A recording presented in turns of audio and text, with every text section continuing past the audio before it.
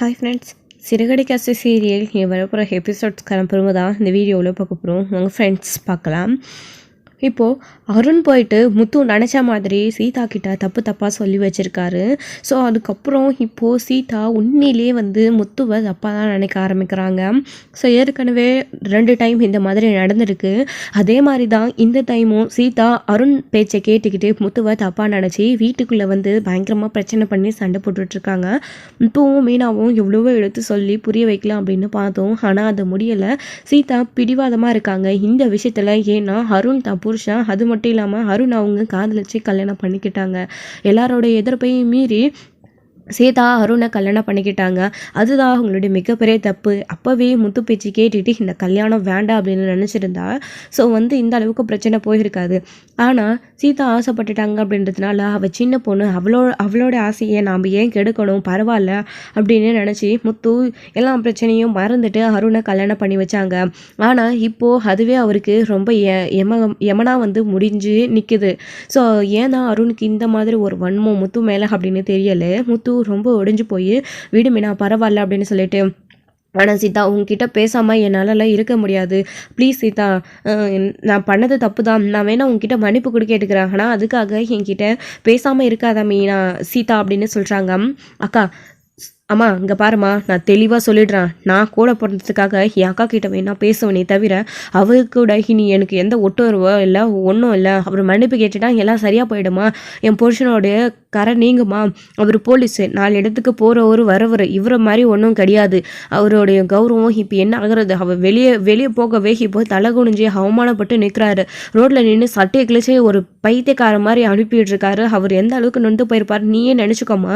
இவ்வளோ மாதிரி பொறுக்கித்தனம் பண்ணிட்டு இருக்கிறவங்களுக்கெல்லாம் அந்த ஒரு அசிங்கமாகவே தெரியாது. ஆனால் என் புருஷனுக்கு அப்படி இல்லைல்ல அப்படின்ற மாதிரியெல்லாம் சீதா நிறைய பேசிடுறாங்க. இது கேட்டு மீனாக்குமே ரொம்ப கோவம் வந்துடுது.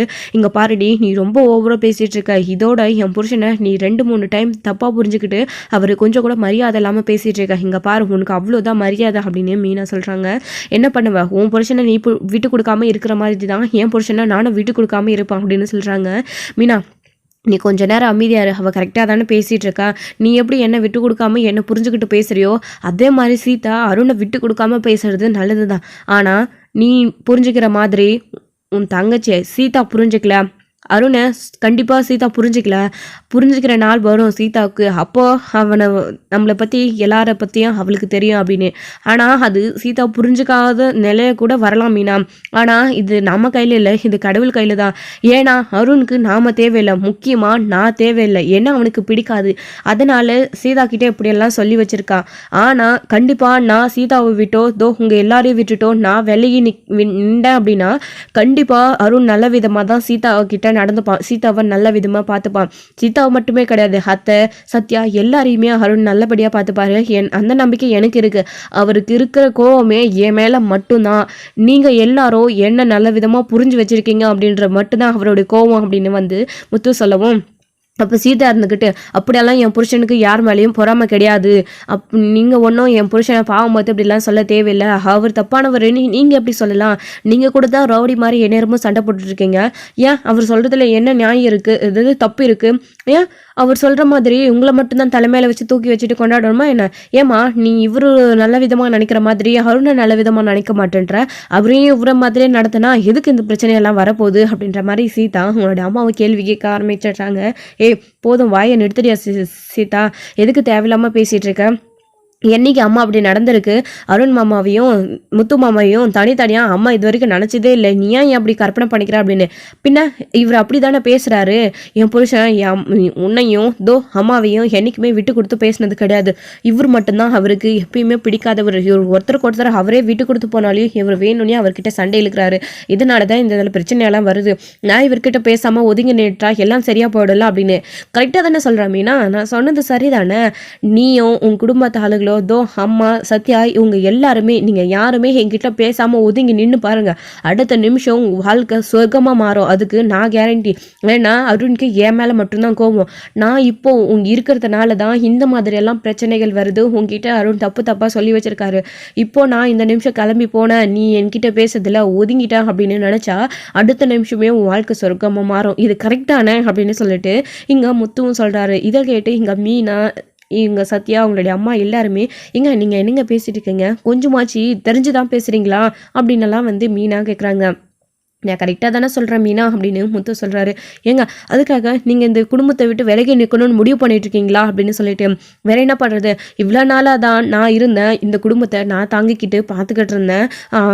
உங்களுக்கெல்லாம் அப்பா இல்லை அப்படின்னு. அது மட்டும் இல்லாமல் என் அம்மாவாகவும், என் அம்மா என்றைக்குமே என்கிட்ட பாசம் காட்டினதே கிடையாது.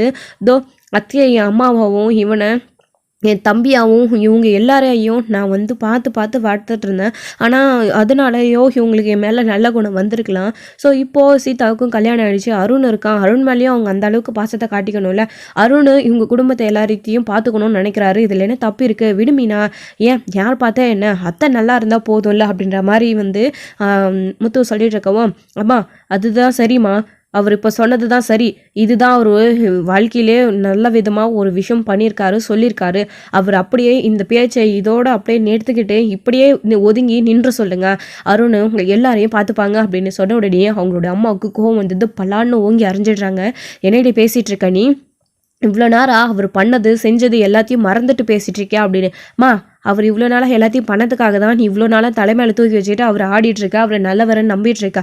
அதுவும் ஒரு டிரைவரை, என் புருஷனுக்கு என்னம்மா குறைச்சல், அவர் நல்ல போலீஸ் உத்தியோகத்தில் இருந்திருக்காரு, அவ்வளோ கௌரவமான மருமகன் உனக்கு, அவர் இனிமேல் உங்கள் எல்லாருக்கும் பண்ணத்தில் என்னம்மா தப்பு இருக்குது, இவ்வளோ நாள் இவர் பண்ணார், இப்போது இதுக்கப்புறம் அவர் பண்ண போனார், யார் பண்ணால் என்னம்மா, நம்ம குடும்பத்துக்கு அவங்க செய்ய போகிறாங்கல்ல, அதாவது அவர் செஞ்ச மாதிரி இவரும் செய்ய போகிறாருல்ல, இப்போ எதுக்குமா அவர் தலைமையில தூக்கி வச்சுக்கிட்டு என்ன அடிச்சுட்ருக்க நீ, உனக்கும் அவர் தான் முக்கியம்னா தெரிஞ்சுக்கோ, சொல்லிடுமா, நான் இதோட உன்கிட்ட உறவை முடிச்சுக்கிறேன் அப்படின்னு சொன்ன உடனே பயங்கர கோவம் வந்து மீனாவுக்கு, இங்க பாருடி அவ்வளோதான் உனக்கு மரியாதை, என்னடி பேசிட்டு இருக்க நீ, கொஞ்சம் கூட பெரியவங்க சின்னவங்கன்னு இல்லாம அப்படின்னு எல்லாம் வந்து மீனாவும் கேட்குறாங்க. இங்க பாரு நான் உங்ககிட்ட பேசல அப்படின்னு சொல்லிட்டு, சீதா நீ என்ன பேசிகிட்டு இருக்க, இப்போ எதுக்கு அம்மா கிட்ட இப்படிலாம் பேசிகிட்டு இருக்க, இங்கே பாரு முத்து மாமா பண்ணாலும் சரி அருண் மாமா பண்ணாலும் சரி அவங்க நம்மளுக்கு இது கடனாக தான் செய்கிறாங்க, அவங்க எல்லாம் இதை நமக்கு செய்ய வேணும்னு அவசியம் என்ன இருக்குது, மொத்தத்தில் இது அவங்களுக்கு செய்யணும்னு நினச்சதே பெரிய மனசு வேணும் தெரியுமா, இங்கே பாரு தேவையில்லாமல் நீ இதெல்லாம் பண்ணிட்டு இருக்காது அப்படின்னு.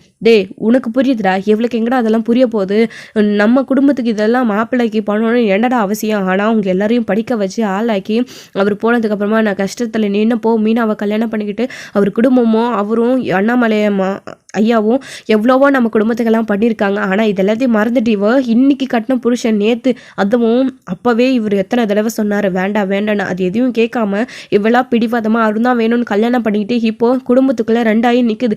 இதுக்கெல்லாம் காரணம் இதை புரிஞ்சுக்காம இப்படி கோவப்பட்டு பேசுகிறா அப்படின்னு.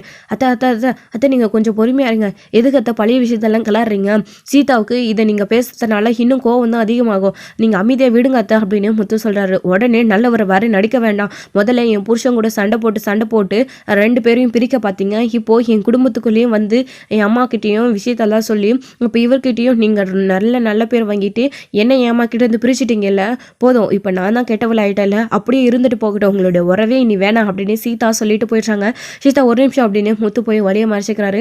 இல்லைங்க அவள் அவ்வளோ சொல்லிட்டு போறா, வேண்டாம்னா போயிட்டு போட்டோம் விடுங்க, அவனா எதுக்கு நீங்கள் அவ்வளோ வழியை மறைச்சு நின்றுட்டு இருக்கீங்க அப்படின்னு முத்து வந்து முத்துவை பார்த்து மீனா கேட்கவும், மீனா இங்கே பார் பார் சீதா, என்ன இப்போ நான் பண்ணது தானே தப்பு தான், நான் மன்னிப்பு கேட்டுக்கிறேன் உங்ககிட்ட.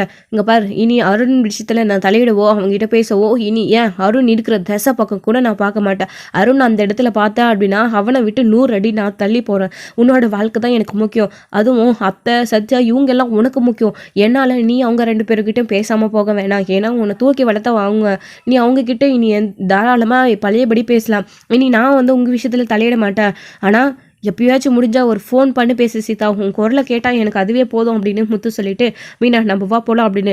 இல்லைனா நீ அத்தைக்கிட்ட பேசிட்டு வரதான் பேசிட்டு வா, நான் வெளியே காரில் வெயிட் பண்ணுறேன், சீதா நீ பேசிட்டு போ அப்படின்னு சொல்லிட்டு அங்கேருந்து கிளம்பி முத்து போயிடுறாரு. இனி நான் இன்னும் யாருக்கும் ஃபோன் பண்ண மாட்டேன், அவ்வளோதான் இன்றைக்கே தலைமொழிகிடுறேன் அப்படின்ற மாதிரி சீதா சொல்கிறாங்க. இதை கேட்டு முத்து அப்படியே அமைதியாக மனசொடிஞ்சு போய் காருக்குள்ளே போய் உட்காந்துக்கிறாரு. சீதா இந்த அளவுக்கு பேசுகிறா அப்படின்னா அருணை பற்றி புரிஞ்சிக்காமல் பேசுகிறா, சின்ன பொண்ணு அப்படின்னு புரிஞ்சுக்கிட்டு போயிடுறாரு. ஆனால் இப்போ மீனாவுக்கு இப்படி சொன்னதுக்கப்புறமா இனி என் புருஷனோட உறவு என்னைக்கு வேணான்னு சொன்னாங்களோ அதோட என்னுடைய உறவும் முடிஞ்சுக்கிச்சின்னு சொல்லிடுமா. என் புருஷனை செத்துட்டு தான் நினச்சி தலைமுழுக்கணும்னு சொல்கிறா. இல்லை இங்கே பாருமா, அவளாட்டம் சுயநலவாதி, நான் கிடையாது. நான் அப்படி என்றைக்குமே சொல்ல மாட்டேன். என்னைக்காச்சும் ஒரு நாள் கண்டிப்பாக என்னையும் அவரையும் புரிஞ்சுக்கிட்டு அவள் திரும்பி வருவா. அன்னைக்கு நாங்கள் பேச ரெடியாக இருக்கோம். அது வரைக்கும் நானுமே இனி அவகிட்ட பேச போகிறது இல்லைம்மா. இதுக்கு முன்னாடி சொல்லிட்டு ஒரு தடவை ஃபீல் பண்ணி வருத்தப்பட்டேன். அவர் எல்லா பிரச்சனையும் சால்வ் பண்ணி சேர்த்து வச்சாரு. ஆனால் இனி அப்படி கிடையாதுமா. அவரே நினச்சா கூட என்னை இவகிட்ட சேர்த்து வைக்க முடியாது. நான் வரமா, என் புருஷனை இந்த அளவுக்கு கேவலமாக பேசுகிறவகிட்ட எனக்கு என்ன வேலை இருக்குது? நீங்கள் அவள் சொன்ன மாதிரி அருணாவே மெச்சுக்கோங்க, என் புருஷன் எதுவும் செய்யாதவராகவே இருக்கட்டும் அப்படின்னு சொல்லிட்டு மீனா அந்த அளவுக்கு கோவப்பட்டுட்டு வரம்மா, நான் உனக்கு போயிட்டு ஃபோன் பண்ணுறேன் அப்படின்னு சொல்லிட்டு கிளம்பி போயிடுறாங்க. என்னம்மா இது இப்படி ரெண்டாகி நிற்கிறாங்க, இவங்களுக்குள்ளே என்னம்மா அடிக்கடிக்கு சண்டை வருது? சீதா என்னைக்கு யாரும் அவன் கல்யாணம் பண்ணிக்கிட்டாலோ அன்னைக்குலேருந்து இவங்க 2 பேருக்குள்ளே சண்டையாக முடிஞ்சிக்கிட்டு இருக்கு. ஒருத்தருக்கு ஒருத்தரும் கோவப்பட்டே நின்றுட்டுருக்காங்க அப்படின்னு சொல்லிட்டு சத்யா சொல்லவும், என்னடா என் புருஷன் தான் அப்போ கேட்டவர், அவரை நான் கல்யாணம் பண்ண நேரம் தான் சரியில்லை, அவரால் தான் பிரச்சனை வருதுன்னு நீயும் சொல்கிறியா அப்படின்னு. இப்போ எதுக்கு அவங்ககிட்ட எகுற? நீ பண்ணுறதெல்லாம் தப்பு, அவங்ககிட்ட கோவப்பட்டு சண்டை போடுறியா? இங்கே பாரு, அருண் மாப்பிள்ளை முத்து மாப்பிள்ளை பற்றி என்னெல்லாம் பேசியிருக்காரு தெரியுமா உனக்கு? அது தெரிஞ்சா நீ இப்படி பேச மாட்டேன் அப்படின்னு. அம்மா அதான் நான் ஆரம்பத்திலே சொல்லிட்டேன்ல, அதை ஒரு ஃப்ரெண்டுக்காக சொன்னது அப்படின்னு. கிழிச்ச இன்னொரு தடவை அப்படி பேசினேன்னு வச்சுக்க, ஓங்கி அரைஞ்சிருவேன். மாப்பிள்ளைக்கு என்னடி குறைச்சல்? மாப்பிள்ளைக்கு குறை இருக்கிறதுனால தான் அவரால் குழந்தை பெற்றுக்க முடியலன்னு உன் அக்காவுக்கும் அவளுக்கும் குழந்தை பிறக்காதுன்னு அருண் மாப்பிள்ளை பேசியிருக்காரு. அப்படி உன் புருஷனை முத்து மாப்பிள்ளை பேசியிருந்தா அவர் அமைதியாக இருந்திருப்பாரு. அதே தாண்டி அவரும் செஞ்சாரு. அதுக்கு போய் இப்படி நீ கோவப்பட்டு பேசுறதுல நியாயம் இல்லடி. ஆனால் இதெல்லாம் தாங்கிக்க முடியாத ஒன்று. ஒரு நாள் புரிஞ்சுப்படி, மீனா சொல்கிற மாதிரி போய் வேலையை பாருப்போ, இனி நாங்கள் மட்டும் எதுக்கு உனக்கு அப்படின்ற மாதிரி வந்து மீனாவுடைய அம்மா பேச ஆரம்பிச்சிடுறாங்க. உனக்கு உன் மகனும் மருமகளும் தான் பெருசு இல்லை, அவங்களுக்குள்ளேயே மெச்சுக்கோ, நான் வரேன் அப்படின்னு சொல்லிட்டு சீதா அங்கேருந்து போயிடுறாங்க. என்னம்மா இவக்கிட்டையும் நீ கோவப்பட்டு அனுப்பிட்டேன் அப்படின்னு. அவள் கண்டிப்பாக வருவாடா, இப்போ கோவத்தில் இருக்கா. நம்மக்கிட்ட பேசாமலாம் அவளால் இருக்க முடியாது. ஏன் மீனா கிட்ட பேசாமலே அவளால் இருக்க முடியாது, நீ விடுடா. ஆனால் இவங்க ஏன் இப்படி அடிச்சுக்கிறாங்கன்னா எனக்கு தெரியல, அதை நினச்சாதான் ரொம்ப கவலையாக இருக்குது. இதெல்லாம் பார்க்க முடியல தான் இந்த மனுஷன் சீக்கிரம் போய் சேர்ந்துட்டாரா, என்ன மட்டும் தவிக்க விட்டுட்டு அப்படின்னு சொல்லிட்டு அழுகுறாங்க. அவங்களுடைய அம்மா வந்துட்டு சத்யா வந்து எல்லாம் சரியா போயிடும் அப்படின்னு சொல்லிட்டு அவங்களுடைய அம்மாவை சமாதானப்படுத்திட்டு இருக்காங்க. சரிம்மா நான் ஆஃபீஸ் கிளம்புறேன் அப்படின்னு சொல்லிட்டு, சரிடா நானுமே வியாபாரத்துக்கு கிளம்புறேன், மரக்களி மேசம் வேற தொடங்கிடுச்சு, இனி வந்து பூ அதிகமாக தேவைப்படும், நான் கிளம்புறேன் அப்படின்னு சொல்லிட்டு அவங்களுமே வந்து கிளம்புறேன்னு சொல்லிட்டு இருக்காங்க. ஸோ இன்னொரு பக்கம் இங்கே வீட்டுக்குள்ளே ஸ்ருதியும் ரவியும் இருக்காங்க. ஸோ மீனாவும் முத்துவும், அதாவது முத்து வந்து சவாரி இருக்குது அப்படின்னு இறக்கி விட்டுட்டு மீனாவை கிளம்பி போயிடுறாரு.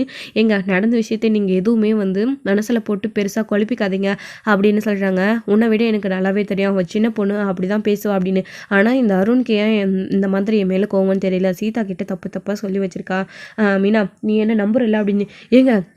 என்னங்க இப்படி சொல்லிட்டீங்க, நான் உங்களே நம்பாமல் வேறு யாருங்க நம்ப போகிறேன்? இங்கே பாருங்கள், நான் சொல்கிறத நீங்கள் நல்லா கேட்டுக்கோங்க. கிறிஸ்ட தத்து எடுக்கணுன்ற முடிவை இதோடு நீங்கள் விட்டுருங்க, நமக்குன்னு ஒரு குழந்தையே நம்ம பெற்றுக்கலாங்க அப்படின்னு சொல்லிட்டு மீனா சொல்லவும், சரி மீனா புரியுது எனக்கு, நான் நேற்றையே அந்த விஷயத்த அப்பாவும் எடுத்து சொன்னதுக்கப்புறமா நான் இந்த விஷயத்தை பற்றி மறந்துட்டேன், நீ கவலைப்படாத மீனா அப்படின்னு சொல்கிறாங்க. நமக்குன்னு ஒரு குழந்தை தான், எப்படியெல்லாம் 4 பேர் நம்மளை தப்பாக பேச மாட்டாங்கல்ல அப்படின்னு மீனா வந்து பேசவும், மீனா சாரி மீனா தப்பு தான், கிறிஸ்டியன் தத்து எடுத்துக்கணும்னு சொன்னது இதுக்காக கிடையாது, அவனுக்கு யாரும் இல்லைன்றதுக்காக தான் மீனா அப்படின்னு. புரியுதுங்க அப்படின்னு சொல்லி ஒருத்தருக்கு ஒருத்தர் ஆறுதலாக பேசிக்கிட்டு கிளம்பி போயிடுறாங்க. ஸோ இன்னொரு பக்கம் இங்கே தான் வந்து ஸ்ருதியும் ரவி வீட்டில் இருக்காங்க. அப்போ வந்து டூருக்கு போயிட்டு, அதாவது காம்படிஷனுக்கு போயிட்டு ரெஸ்டாரண்ட் காம்படிஷனுக்காக திரும்பி வந்தார் ரவி. அவர் லக்கேஜ்லாம் வந்து இன்னும் வந்து எடுக்காமே இருக்குது, அந்த எல்லாத்தையும் வந்து எடுத்து வச்சுட்ருக்காரு. அப்போ ஸ்ருதி வந்து எனக்கு என்ன வாங்கிட்டு வந்தேன் அப்படின்னலாம் வந்து கேட்டுட்ருக்காங்க. உனக்கா இங்கே பாரு அப்படின்னலாம் வந்து காட்டுறாங்க. பர்ஃப்யூம் வாங்கிட்டு வந்திருக்காங்க, அதுக்கப்புறம் ஸ்நாக்ஸு, ட்ரெஸ் வாங்கிட்டு வந்திருக்காங்க, அதாவது ஸ்வீட்ஸ் வாங்கிட்டு வந்திருக்காங்க, கோவாவில் இருக்கிற ஸ்வீட் ஸ்பெஷல் அப்படின்னு சொல்லிட்டு. அப்படியா அப்படின்னு சொல்லிட்டு, இங்கே பாரு நான் வாங்கின அவார்டு அப்படின்னலாம் வந்து அதை பார்த்து சந்தோஷப்பட்டுட்டு இருக்காங்க. அப்போ ட்ரெஸ்லாம் வந்து எடுத்து போட்டுட்ருக்காங்க. இதெல்லாம் என்ன வாஷ் பண்ணணுமா என்ன அப்படியே வச்சுருக்க அப்படின்னு. இல்லை அங்கேயே நல்லா வாஷ் பண்ணிட்டா, எடுத்து கபோர்டில் வைக்கணும் க்ளீனாக மடிச்சு அப்படின்னு சொல்லிட்டு இருக்கும்போது, அதாவது அயன் பண்ணி வைக்கணும் அப்படின்னு ரவி சொல்லிட்டு இருக்கும்போது அதில் தெரியாமல் ட்ரெஸ் வந்து இருக்குது, லேடிஸ் ட்ரெஸ் இருக்குது. அதை பார்த்துட்டு ஷாக் ஆகுறாங்க 2 பேருமே. என்னடா இது, நீ அப்போ டாப்லாம் போட ஆரம்பிச்சா அப்படின்னலாம் வந்து ஸ்ருதி கேட்கவும், அப்போ சாரி இது நீத்துவோடையதாக இருக்கும் அப்படின்னு சொல்கிறாங்க. என்னது அவளோட ட்ரெஸ்ஸு உன்னோடைய லக்கேஜில் எப்படி வந்துச்சு, நீங்கள் 2 பேரும் தனித்தனி ரூமில் தானே இருந்தீங்க, அப்போ எப்படி இது வந்திருக்கும் அப்படின்னு. 2 பேரோட ட்ரெஸ்ஸும் துவைக்கும் போது காய வைக்கும்போதும் தெரியாமல் வந்திருக்கும் போல இருக்குது அப்படின்லாம் சொல்கிறாங்க. அது எப்படிடா தனியாக, அதாவது நீங்கள் 2 பேரும் தனித்தனியாக இருந்து தனியாக தானே துவைப்பீங்க, அப்போ எப்படி ஒன்றா ஆகும் அப்படின்னு சொல்லிட்டு, ஏய் நீ உடனே இந்த மாதிரிலாம் சந்தேகப்பட்டு கேட்காது அப்படின்னு. டே எனக்கு சந்தேகம்லாம் ஒன்றும் இல்லை, ஆனால் இது எப்படி வந்துச்சு அப்படின்னு தான் வந்து கேட்டுருக்கேன் அப்படின்னு. அங்கே பாரு, நாங்கள் 2 பேரும் ஒரே இடத்துல தான் துணி வாஷ் பண்ணோம், அங்கே ஒரே மிஷினில் தான் வந்து கொடுத்துருந்தோம், அப்போ மாறி இருக்கலாம்ல, துவைச்சி கொடுத்தவங்க ஏதாச்சும் மாற்றி கொடுத்துருப்பாங்க அப்படின்னுலாம் வந்து ரவி சொல்லிட்டுருக்காங்க. உடனே இரு நான் எப்போவே ஃபோன் பண்ணி கேட்குறேன் அப்படின்னு நீத்துக்கு உடனே ஃபோன் பண்ணுறாங்க ரவியுமே இருந்துக்கிட்டு. அப்போ வந்துட்டு நீத்து உன்னுடைய ட்ரெஸ் ஏதோ வந்து மாறி இருக்கு போல இருக்கு, என்னுடைய பேக்குள்ளே உங்களுடைய டாப்ஸ் இருக்குது அப்படின்னு சொன்ன உடனே, அப்படியா ரவி, இல்லையே என்னுடைய ட்ரெஸ் எல்லாமே என்கிட்டே இருக்குது, நான் வந்த உடனே லக்கேஜ்லாம் பிரிச்சுட்டேனே, என்னுடைய ட்ரெஸ் எதுவுமே கிடையாது அப்படின்னு சொல்கிறாங்க. இருக்க வாய்ப்பு இல்லை அப்படின்னு சொல்கிறாங்க. இதை கேட்டு உடனே ஷாக் ஆகுறாங்க. ஸ்ருதி வந்து ஸ்பீக்கரில் தான் போட்டு பேசிகிட்டு இருக்காரு. அப்போது இல்லை நல்லா யோசிச்சு பாருங்கள், ஒயிட் அண்ட் பிளாக் டாட் வந்திருக்கு, இது உங்களுடைய இது தான் இருக்கும் அப்படின்னு சொல்கிறாங்க. இல்லையே ரவி என்னோடதே கிடையாது அப்படின்னு சொல்லிட்டு, நீங்கள் நல்லா யோசிச்சு பாருங்கள், ஒருவேளை ஸ்ருதி தான் அது எடுத்து வச்சுட்டு அப்படி சொல்ல போகிறீங்க, ஞாபகார்த்தமாக இருக்கட்டும் அப்படின்னு எடுத்துகிட்டு வந்திருப்பீங்க போல இருக்குது அப்படின்ற மாதிரி எல்லாம் வந்து சொல்லிட்டு இருக்காங்க. இல்லை இல்லை அப்படி எதுவும் இல்லை அப்படின்னு வந்து ரவி வந்து சொல்லிட்டு இருக்கும்போது, இல்லை ரவி சாரி அது என்னோடது கிடையாது, சரி நான் வைக்கிறேன் எனக்கு ஒர்க் இருக்குது அப்படின்னு சொல்லிட்டு ஃபோனை கட் பண்ணிடுறாங்க.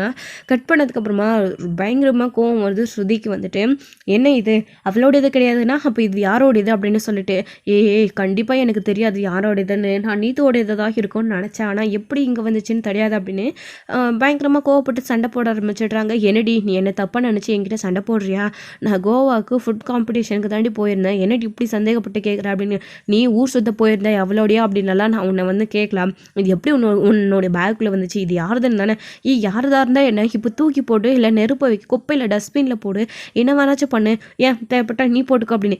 இது யாரோடதுன்னே தெரியல, நான் போட்டுக்கவா, நீ ரொம்ப உன்னை என்னடா சொல்கிறதுனே தெரியலடா, சாடிஸ்டா நீ, இது யாருதுன்னே தெரியாமல் உன்னுடைய ட்ரெஸ்குள்ளே பேக் பண்ணி எடுத்துகிட்டு வந்திருக்க பாரு அப்படின்னலாம் வந்து நீ கோவப்பட்டு பேசுகிறாங்க.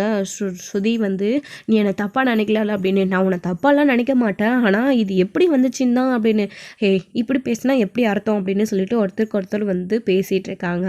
அப்போல்லாம் வந்து நீத்துவே வந்து இந்த ட்ரெஸ்க்கு அதோட அவங்களுடைய ட்ரெஸ் தான் அது.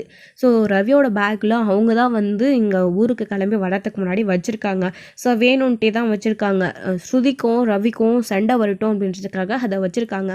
ஆனால் ஸ்ருதியை பற்றி நீத்துக்கும் இன்னும் அந்த அளவுக்கு தெரியலை. ஸோ ரவி மேலே அவங்க எந்த அளவுக்கு லவ்வும் அன்பும் வச்சுருக்காங்க அப்படின்னு சொல்லிட்டு, ஸோ இதனால் அவங்க ரொம்ப இந்த பெரிய விஷயமாகவே எடுத்துக்கல.